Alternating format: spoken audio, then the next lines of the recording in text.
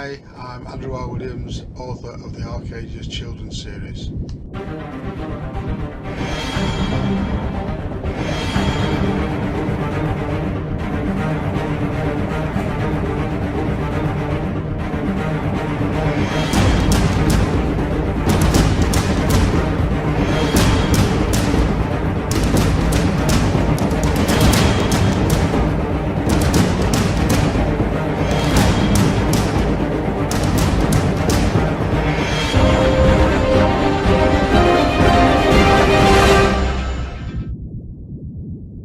Hello and welcome. Welcome to today's episode of Real Talk. Today we have with us a very special personality, a very important personality, somebody who's connecting us with books again. And I love reading. Those of you that know me know that any spare moment I get, any spare time I get, I love to read. So we're going to be speaking to an amazing person today.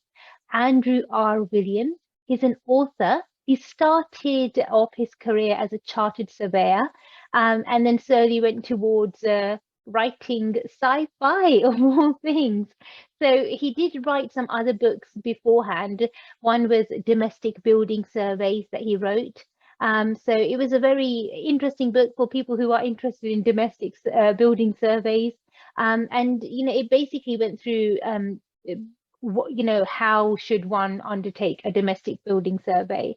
So people who are interested in that field of work would have found that book interesting and would have learned a lot.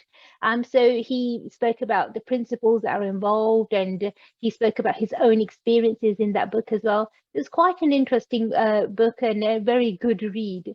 Another book that he wrote was Alterations and Extensions. So it was a practical guide to alterations and extensions. And once again, it was to do with his initial career that he started in of surveying properties and whatnot. So even in this book, he spoke about the procedures, the problems, the pitfalls, and how to go for extending and altering properties and whatnot.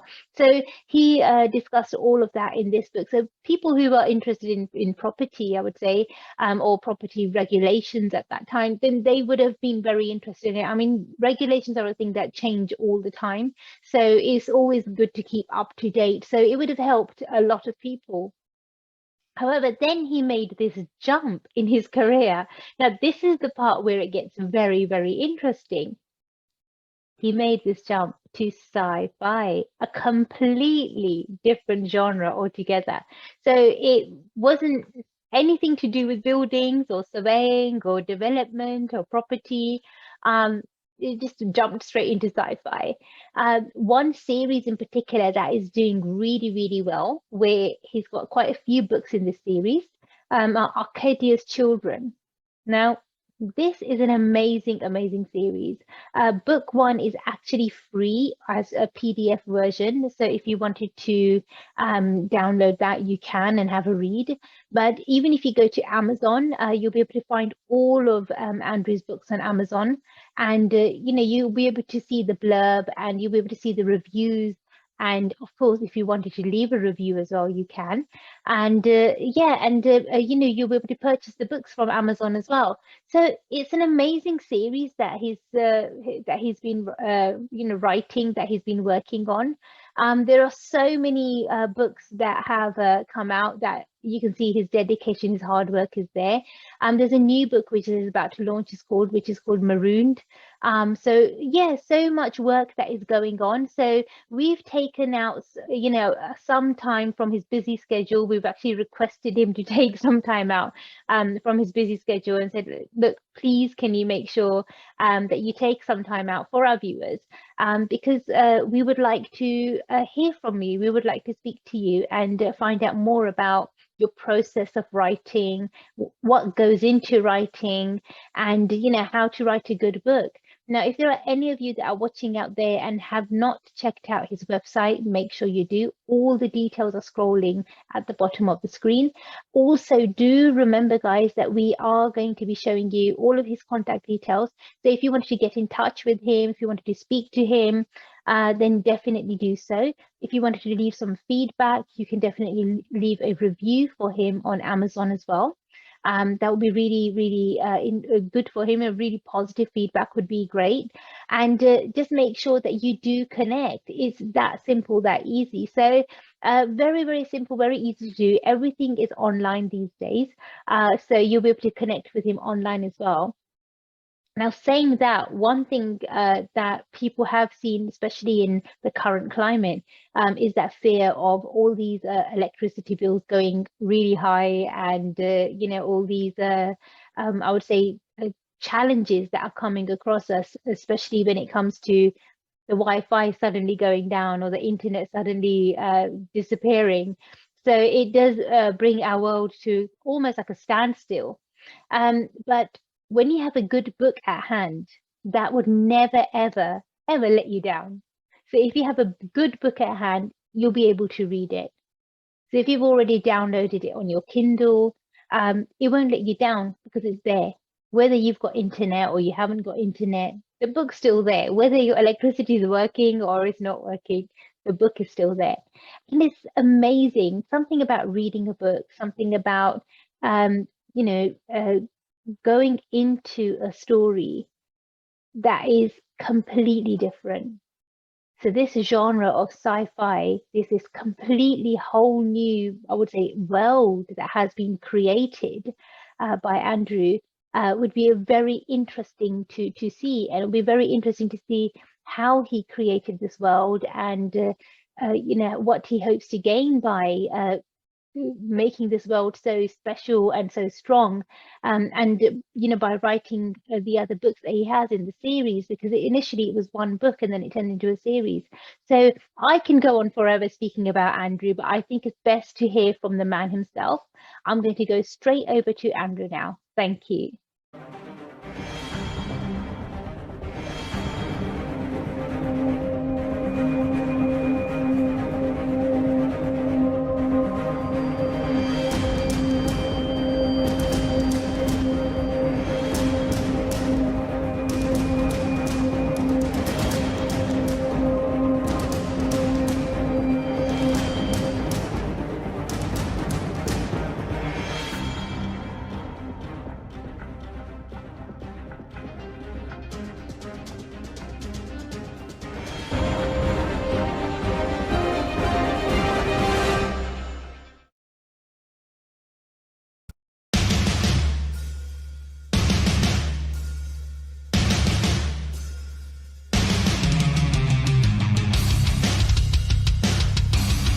Welcome to the show, Real Talk. Welcome, Andrew.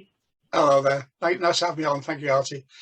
Yeah, for the people listening, I'm Andrew Williams. I'm an author. I used to be a chartered surveyor, but since I retired, I really got stuck into me writing. So hopefully you'll want to read my books. I really hope you will. Okay. Hi, I'm Andrew R. Williams, author of the Arcadia children's series.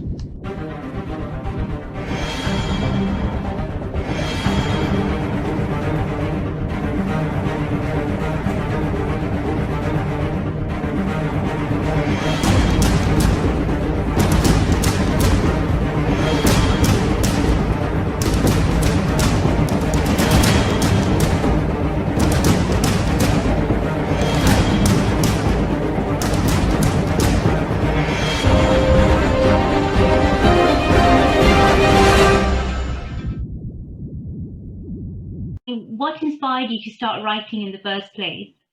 Well, my first books were technical, and there's two of them. But I mean, what started me on that was I used to read the Illustrated Carpenter and Joiner. I used to love their articles. I did a little sort of in-house document for my draftsman, who kept doing different drawings instead of standardizing. So I did that, and that went well. And somebody suggested to send it to the practical joiner, and I did. And they wanted to publish it. Within a week, they came back and said yes, please. So and then I sort of got introduced to Spon, who took us a level further. So from the technical books, I got the feeling I wanted to write, and I started doing sci-fi. Totally different. Completely different. I mean, it was the first book was a practical guide to alterations and extensions. That's something completely different from sci-fi. And then, the domestic building surveys. That's once again something completely different. Yeah. So it's a whole new genre that you kind of tapped into.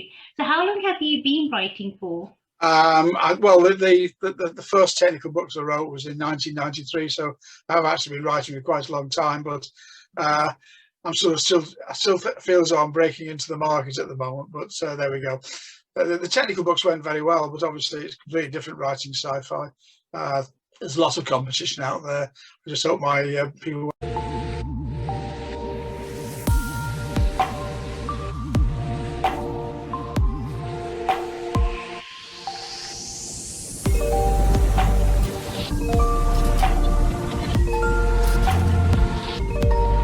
Have you always wanted to write? Is this something that you've always wanted to do? Because your background seems very different with the types of books that you started off with.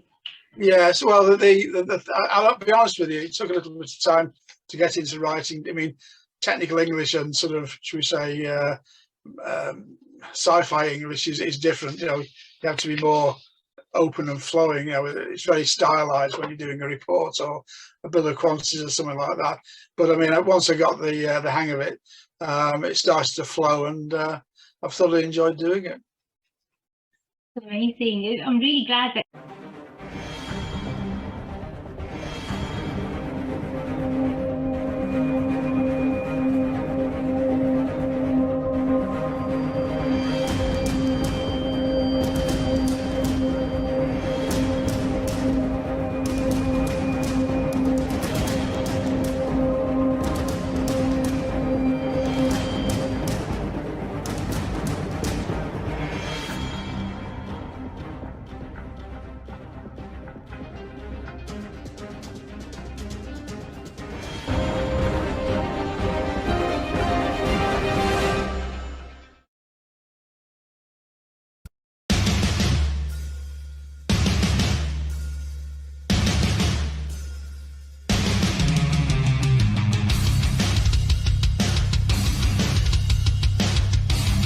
I mean, what advice would you give to a new writer or someone who's, say, just wanting to start out? Well, it took me a long time to realise it, but it was mainly because I was being picked up by editors, and I suddenly realised there must be an easy way of this. So somebody suggested I got Grammarly, and if you connect Grammarly to the word processor, then it does tell you if you're doing something silly. I mean, it doesn't write the text for you, but if you're doing something which defies the law of gravity, it'll come along and put you right, So that would be my advice: get a copy of Grammarly.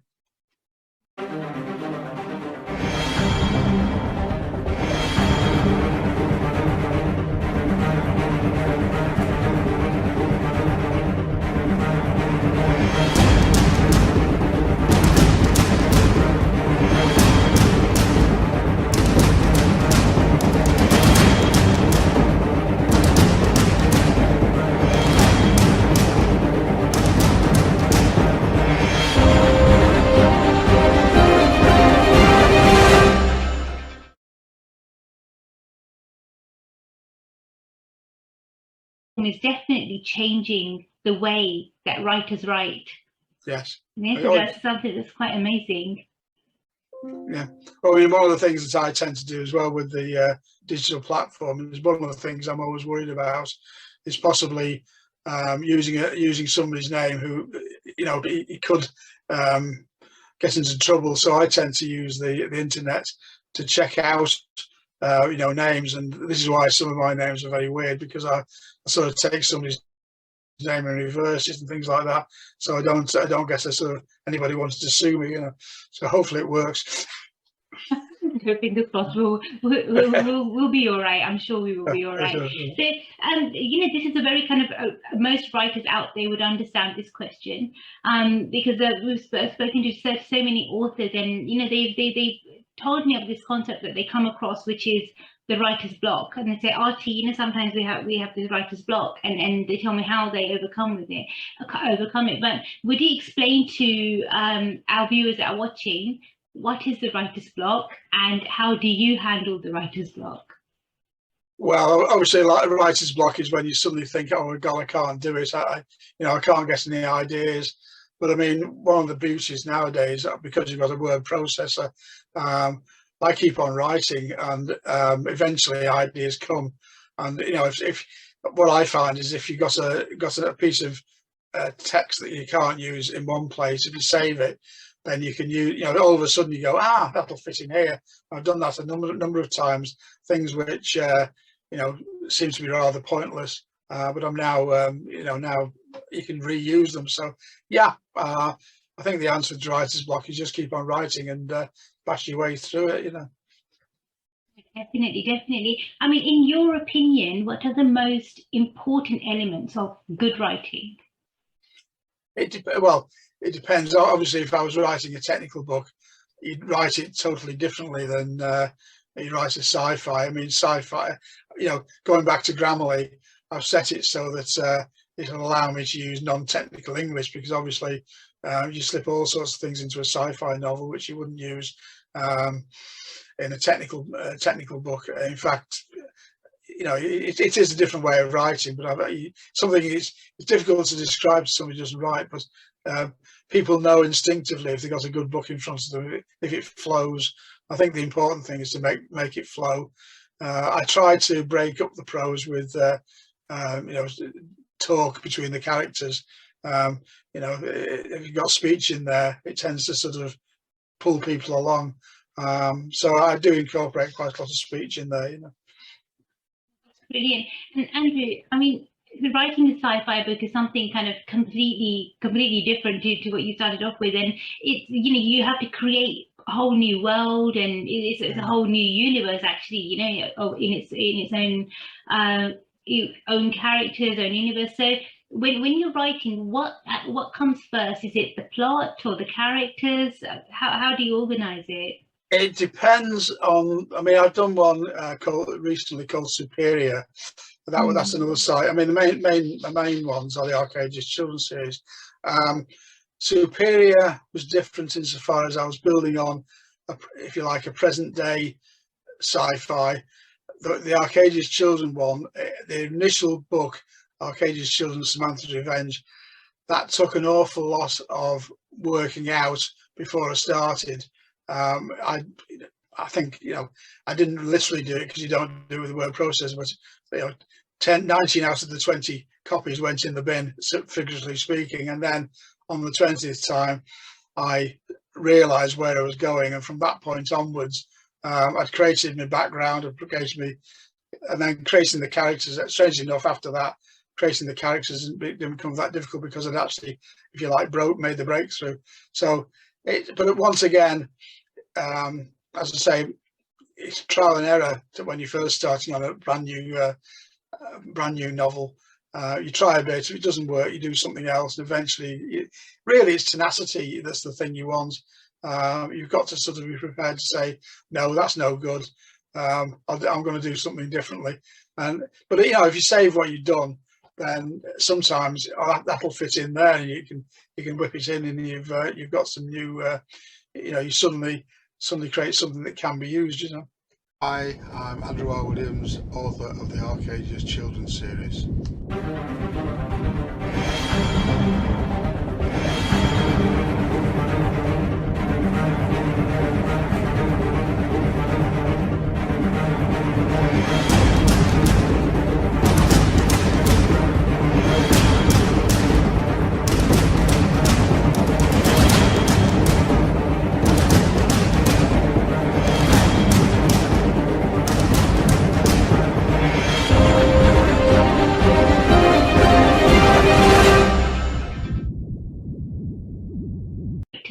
So when you have the plot and the characters in place, how do you then develop them? Do you do this individually, or do you do this by the whole rewriting process? What's the concept? I tend to develop characters as I go. I mean, obviously in the Arcadia's Children's series, I've developed the characters, so I'm reusing characters, so it's easier as I go on. But what I tend to do, rather than, I mean, the old-fashioned style of writing was you'd have great big loads of prose and then very little speech. I try to work it so that the characters describe themselves, if you like. In other words, you can sort of, so you can get a feeling of what somebody is like by somebody else describing them, can't you? And this is the way I try to build the characters up, not sort of saying, you know, Fred had a flat head, you know, or it was, you know what I mean? I mean, if something is applicable, then I'll use prose, but I try, if possible, to get one character to describe another, or pass comments which make the reader understand what the other character is. So I think that's the way to do it. Absolutely, absolutely. And how do you come up with the titles of your books? Because they're very unique titles, very different. The Arcadia's Children's series, actually, it started as an accident. I was going to just call it, the first book I was just going to call it Arcadia's Children, and I was dealing with a firm called Wings, who were the original publisher of that. And when they put the you know, when they sort of gave me the list of things I had to fill in, it says, what is the subtitle? Well, I hadn't got one, so I put a subtitle in, and from that point onwards, on the Arcadia's Children series, it's going Arcadia 1, you know, Samantha's Revenge, Arcadia 2, and that's how that came about. In other books like Superior, I'm just going for one word title if I can, you know, make it snappy. So you know, Jim's Revenge made that snappy rather than lengthy. But every book varies, you know. I'm working on one at the moment, which is like a prequel to the Arcadia Children series. I'm hoping that'll be out shortly. I mean, that's just called Marooned. So, but it started off as a working title of Marooned on Arcadia, and I just thought, well, no, we'll just have it as Marooned. So that was it, you know.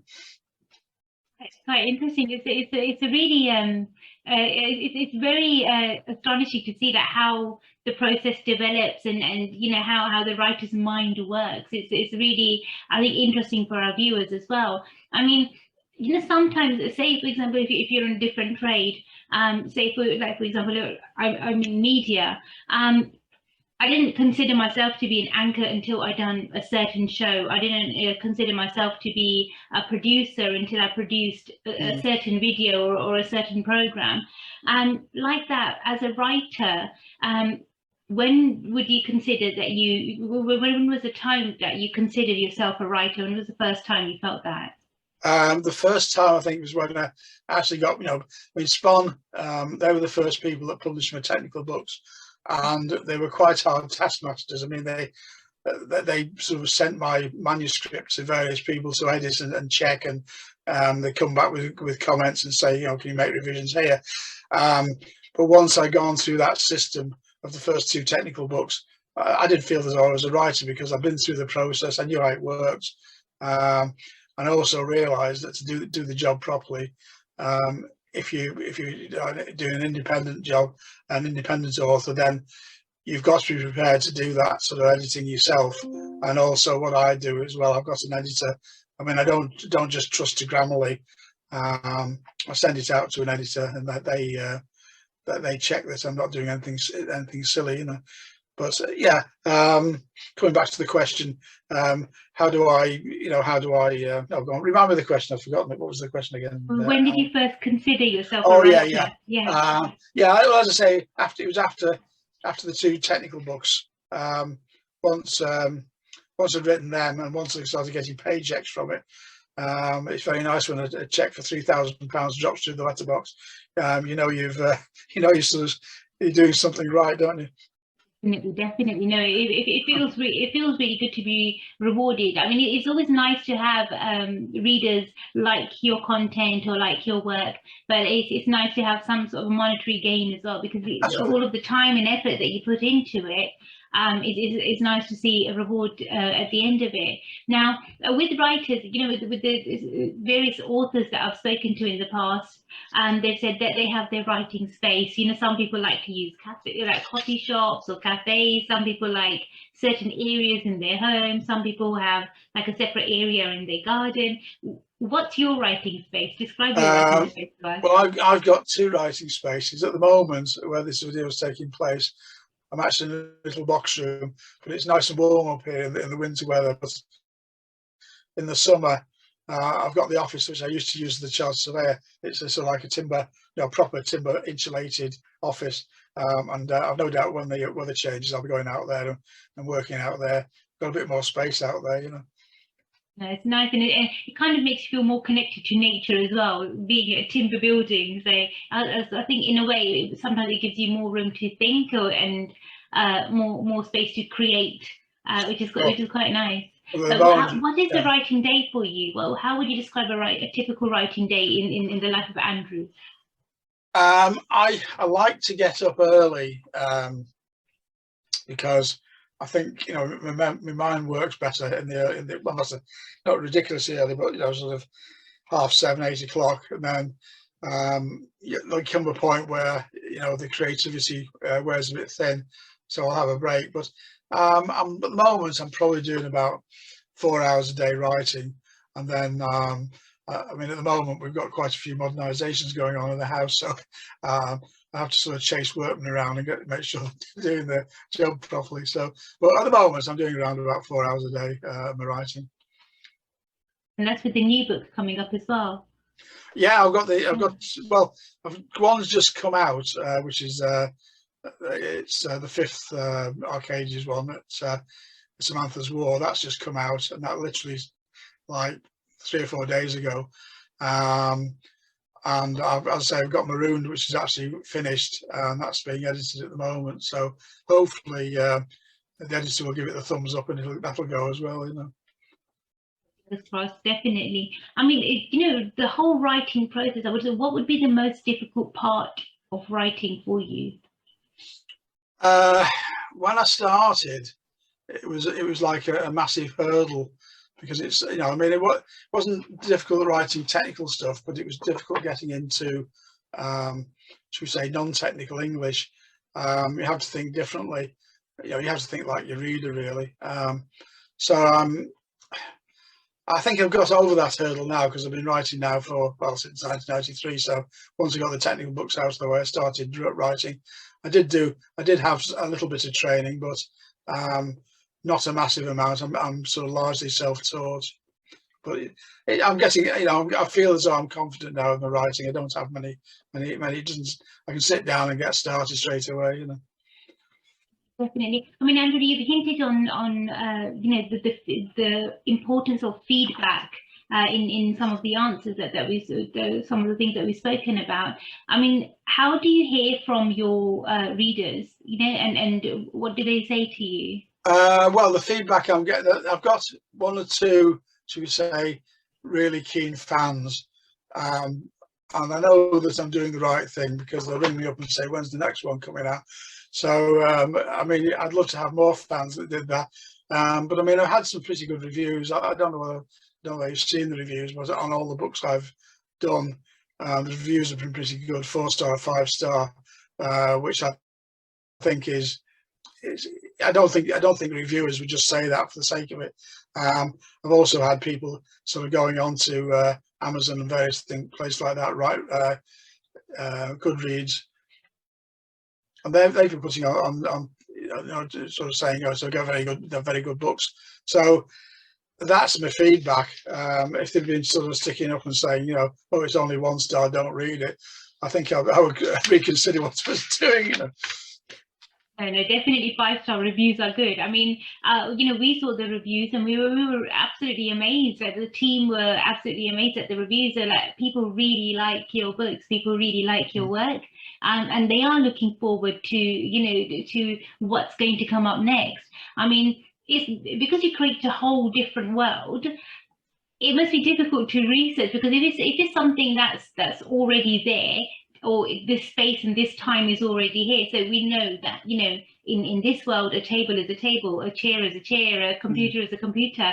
But how do you research for your books? Because you're creating a whole, everything is new. A lot of it is sort of, should we say, I mean, for instance, I created a distortion collar for somebody thought that was marvelous in one of my books. It's like a electronic device you slip on your neck, and it sort of alters the facial features. That's very, very good for criminals and things like that. So that sort of thing is pure invention. But I do go on the internet. I mean, for instance, one I'm writing at the moment, I've checked up on the internet to make sure that certain celestial objects do exist and done a bit of research on it. So I don't take a flight. I do try to check where I can. The other thing I do is on the Arcadia's children's series, I had sort of like desert scenes, and I was going on the internet and sort of looking at sort of scenes from the Sahara Desert and the Gobi Desert and things like that, to sort of build up a feeling of what deserts were really like and what oases were really like. So yeah, there is research you have to do. It's not, I don't think it's as detailed as say somebody doing a historical novel, but if you do have to do a little bit of scientific research, and I do that. You tap into the conspiracy theories as well. It has to be asked. Well, conspiracy theories, there's thousands of them, aren't there? And I treat them with a pinch of salt. I mean, little green men, they may exist, but I've not seen one myself. No. I once had a green M&M once. I thought it had a face, but oh God. But I mean, Andrew, if someone's watching this interview right now and they're thinking, I know a family member, a friend, they're inspiring to be a writer. This is something that, they would love to do, like create a whole, or invent a whole new universe, invent a whole new world. What are the tools of the trade? What are the main tools that you would say? Well, if you want to be simple, I mean, literally, I've got a computer. I don't dictate. I think you can do, but one of the things I got used Grammarly to sort of keep me out of the the minefield of doing very silly things. The other thing which I found very useful is if I turn something into a PDF, when I'm doing my reading over, I get the computer to read to me, because I suddenly just I find if I'm getting read to by the computer, it'll spot all sorts of errors. Well, it won't, but I will. I suddenly think that doesn't sound right. I'll go back and amend it. So that's a very useful tool if somebody is writing. Sort of, as I say, I forget what option it is now, but you can actually get the computer to read a PDF to you. And I've done that on several books recently. Just got it to read, and you'll find it's amazing what it does slip through, but you don't slip through if you're actually listening to it. It's quite interesting, because it's nice. It's almost like you're kind of listening to yourself, or you're trying to understand what the reader would understand, because sometimes it always sounds better in your mind than when you see it, have it written on paper and then have it read back to you again. I mean, there are probably so many people right now watching this interview thinking, we really want to get in touch with this person, like he's an amazing author. So and with this whole new digital age that we're going through at the moment, social media is with their multiple platforms, they offer so many opportunities to people for people to connect. So are you on social media, and if so, how can your readers or your fans connect with you? Yeah, I'm on Facebook. I presume you'll sort of put that somewhere in your scripts. I'm also on LinkedIn. I'm on most of them. I'm just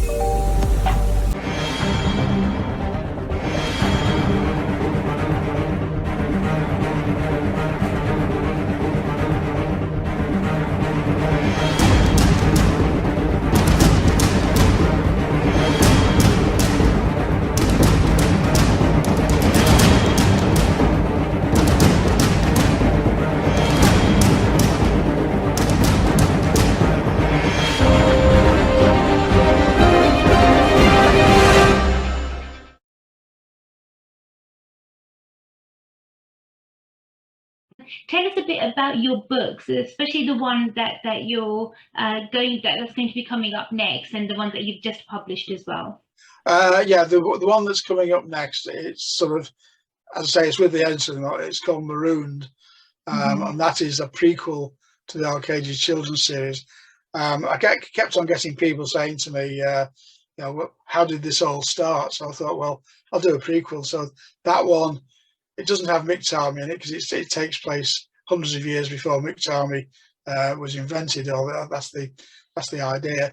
But it tells of the starship actually going into orbit around Arcadia. It's on fire. So as I say, by instructions to the guy that does the covers, I want plenty of flames, please. So yeah, as I say, it's the Marooned is about how the people originally got onto Arcadia and how they sort of had to escape from the burning ship, burning starship. The other one that's just come out, Superior. No, sorry, Arcadia's Children 5. I'm getting lost now. Arcadia's Children 5.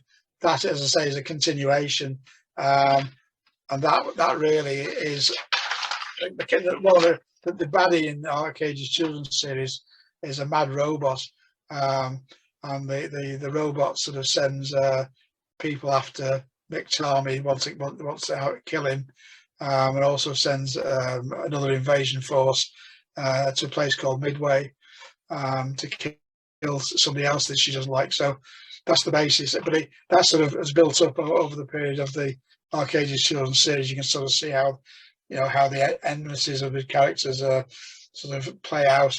As I say, Samantha has decided to get revenge, and she's declaring war on two separate parties. So that's the background of that one, anyway. So, hi, I'm Andrew R. Williams, author of the Arcadia's Children's series.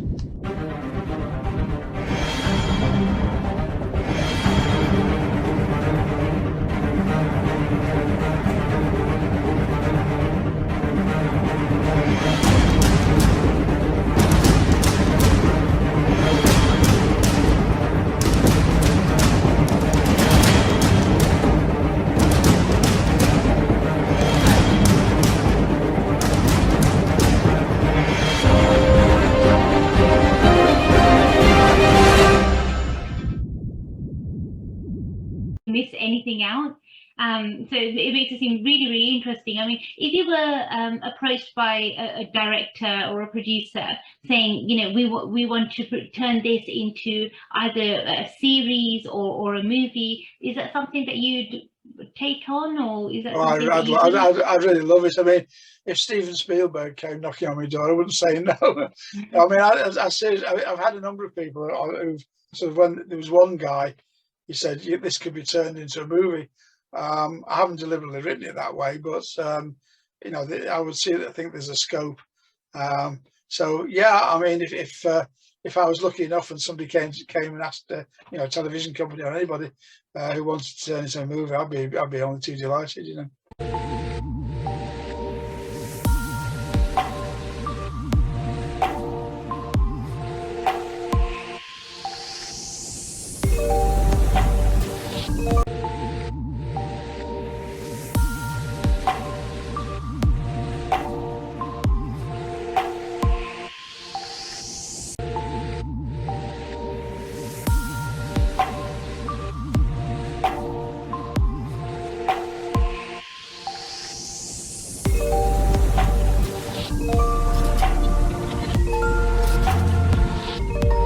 Leave the reader hungry for more. Well, if you can. It. If you can leave if they want more, then they'll come back. But coming back to your thing about if there's any movie makers or television companies or anything like that out there who would like to speak to me, I'll be only too delighted to have a chat. One other thing, which I've made the first Arcadia's Children book free for anybody who logs on to a website. So if you want to get a quick taste of it, you can get the first book free, read it. It's only as a PDF, but you know, you can read it on your computer. So if you can't read that, you can always order one on Kindle. But you know, I would say the first one is now free for people who want to log onto my website and get it. Now, where else can we get your books if we wanted to say gift them to a friend or a sibling? Where can we purchase your books? Amazon is the main thing. I have experimented with other outlets, but Amazon at the moment is the main one. So if you go on Amazon, Andrew R. Williams, you should find me. Or if you go to my website, all the books are listed there. You just click on them, it'll take you straight to it. Definitely. I mean, we'll definitely be searching those now and definitely be adding to them to our wish list, because it's something that you've made us really excited about, and we really feel like wanting to, you know, it makes us want to read these sooner rather than later. So it's absolutely been amazing speaking to you. We've learned so much. Is there a message that you would like to give our viewers? Yeah, as I said before, if I hope they will, after listening to this, they'll want to have a look at my books. If any of them wants to contact me, by all means, they can always put a nice review on Amazon if they like them. I hope they will.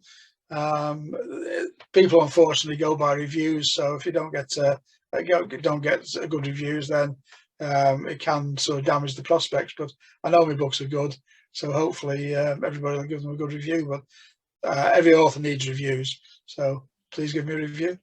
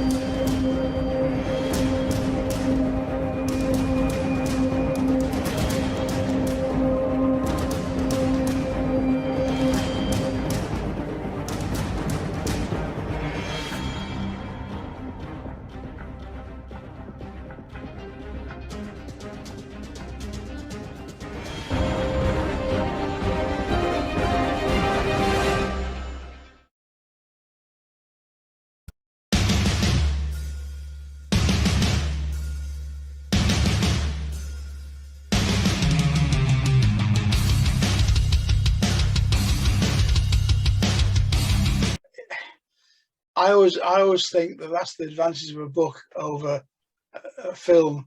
You know, if you read something like The Shining, you always see the hero or the anti-hero as you imagine him, as it's shown on the film.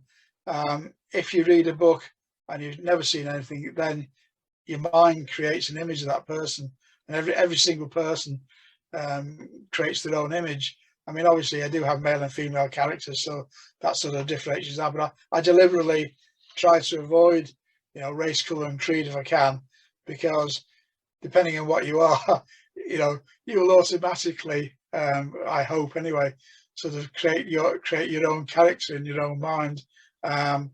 So I mean, this is the advantage, I think, of sort of writing a book.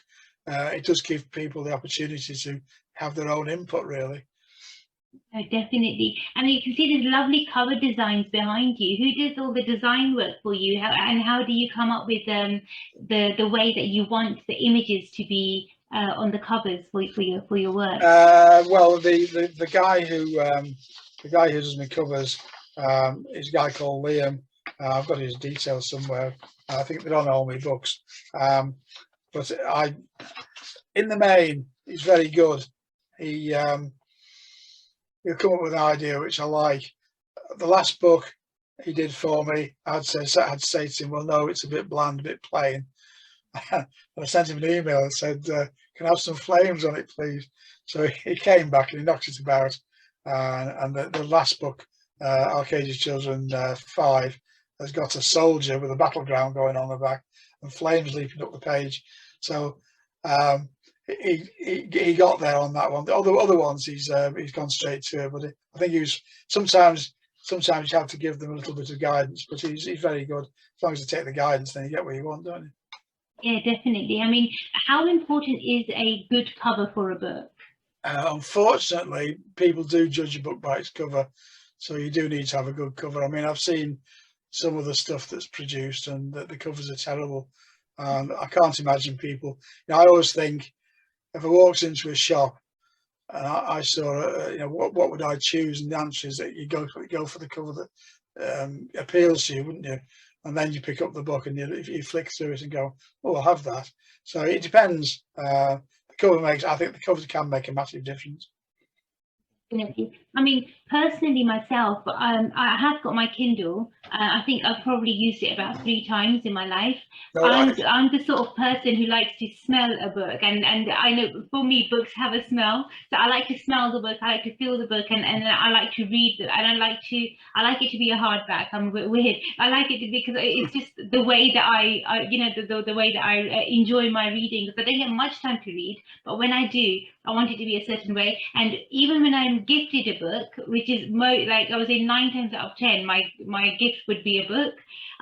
So I like to open, and the first thing I do when I unwrap my gift is I smell the book and I go, oh, it smells really nice. It's a new book. What are your habits when you read, or when you start to read a new book? Well, I'm in a reading club. I mean, I don't just write, I also like to read. Basically, I must admit, hardbacks are very nice to get hold of, but they can be very expensive as well, unless you get them second hand. But yeah, I've got a shelf full of books. I love books. I mean, I look at them. I mean, I've been thinking of taking some into the charity shop because I've got that many of them, but it's like getting rid of an old friend when you get to take them down off the shelf. So I don't know.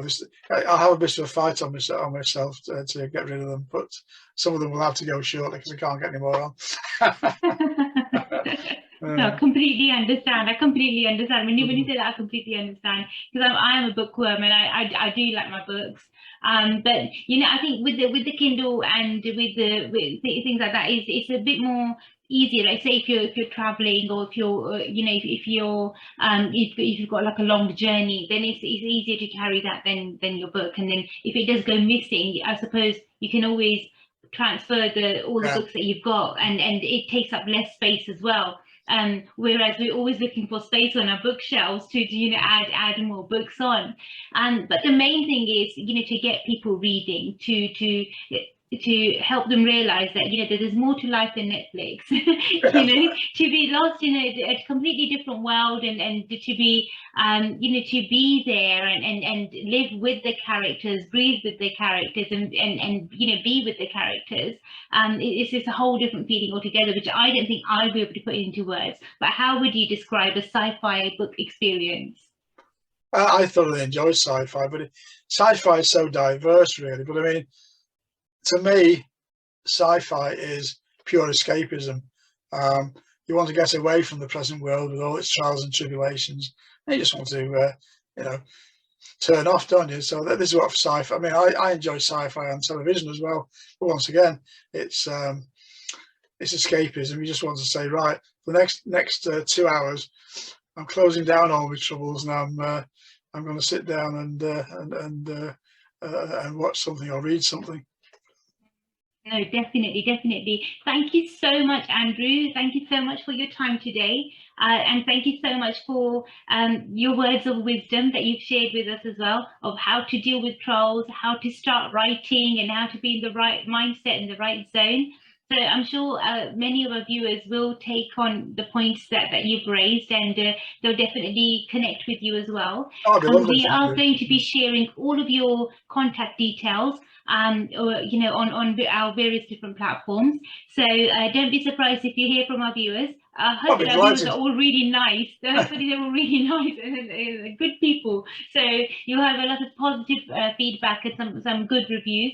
The main thing is to make sure that you carry on doing what you're doing, and please never ever stop writing, because we love your work so far, and we'd love to see you again on our platforms, on our channel, and with your new books, with your new work as well. So we wish you every success for the future. Thank you very much. Thank you.